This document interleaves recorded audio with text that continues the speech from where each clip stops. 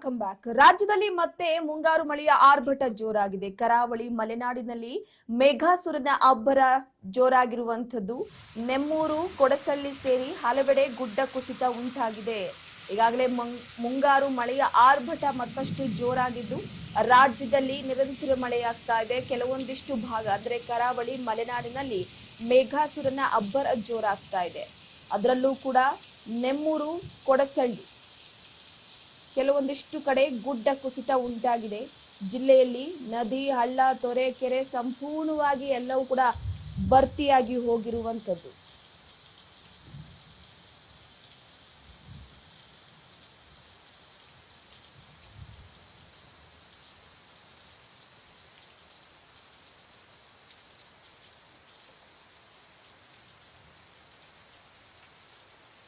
ಕೊಡಗು, ಉಡುಪಿ, ಮಂಗಳೂರು, ಚಿಕ್ಕಮಗಳೂರು, ಶಿವಮೊಗ್ಗ, ಕಾರವಾರ ಸೇರಿ ಹಲವೆಡೆ ಭಾರಿ ಮಳೆಯಾಗ್ತಾ ಇದೆ. ಈ ಮಳೆಯಿಂದ ಗುಡ್ಡ ಕುಸಿತ ಉಂಟಾಗಿರುವಂತದ್ದು ಜನರಲ್ಲಿ ಆತಂಕ ಕೂಡ ಮನೆ ಮಾಡಿದೆ.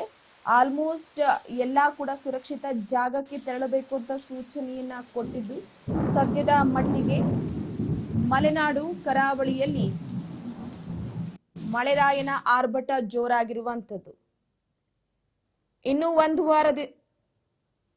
ಇನ್ನು ಒಂದು ವಾರಗಳ ಕಾಲ ಮಳೆಯ ಅಬ್ಬರ ಇದೇ ರೀತಿಯಾಗಿರುತ್ತೆ. ಹವಾಮಾನ ಇಲಾಖೆಯಿಂದ ಮುನ್ಸೂಚನೆಯನ್ನ ಕೊಟ್ಟಿರುವಂತದ್ದು. ಸುಮಾರು ಇನ್ನು 3-4 ದಿನಗಳ ಕಾಲ ಮಳೆಯ ಅಬ್ಬರ ಇರುವಂತಹ ಹಿನ್ನೆಲೆಯಲ್ಲಿ ಸದ್ಯಕ್ಕೆ ಜನರು ಸುರಕ್ಷಿತ ಪ್ರದೇಶ ಹಾಗೆ ನದಿ ಭಾಗದಲ್ಲಿ, ಕೆರೆ ಭಾಗದ ಹತ್ತಿರ ಇರುವಂತಹ ಜನರಿಗೂ ಕೂಡ ವಿಶೇಷವಾಗಿ ಸೂಚನೆಯನ್ನ ಕೊಡಲಾಗಿದೆ.